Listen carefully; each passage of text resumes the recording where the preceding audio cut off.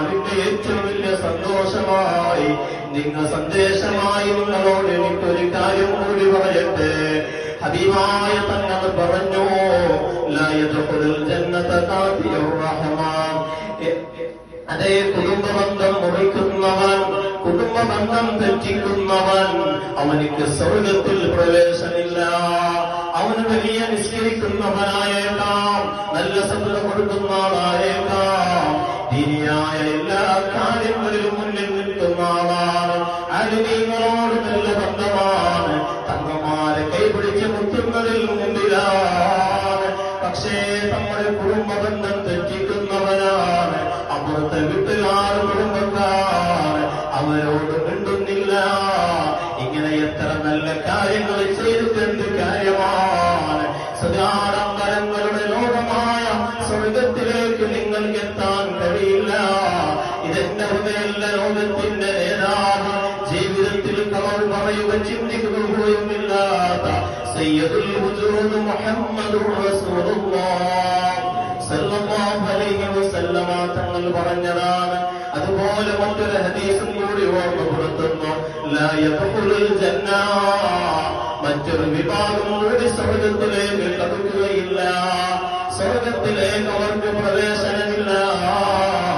മല്ലാ യഅ്മനു ജാറുഹു ബവാഇഖഹു, അയൽവാസിയോട് തെറ്റി നിൽക്കുന്നവൻ, ഇവനെ കൊണ്ട് അയൽവാസിക്ക് ബുദ്ധിമുട്ടാണോ, അയൽവാസിക്ക് ഇവനും ഉപദ്രവം ചെയ്യുന്നവനാണോ, അയൽവാസിയെ വേണ്ടവന കൊടുക്കാത്തവനാണോ, അങ്ങനെയുള്ള ആളുകൾക്ക് സ്വർഗത്തിലേക്ക് പ്രവേശനമില്ല. ഈ ദുനിയാവിൽ എത്ര കാലം ജീവിക്കുമെന്നറിയില്ല.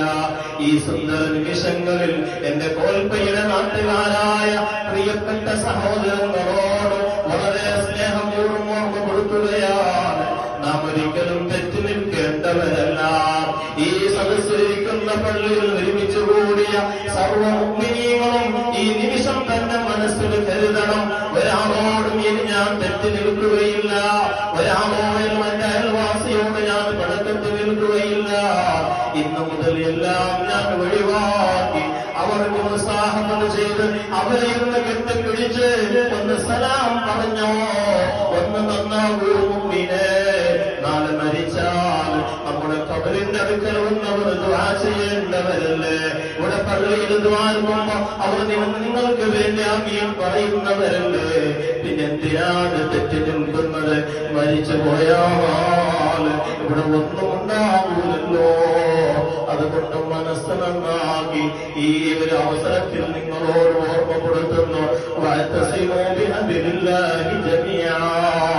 അല്ലാഹുവിന്റെ കയ്യിൽ മുറുകെ പിടിച്ച് വലാ തഫറഖൂ,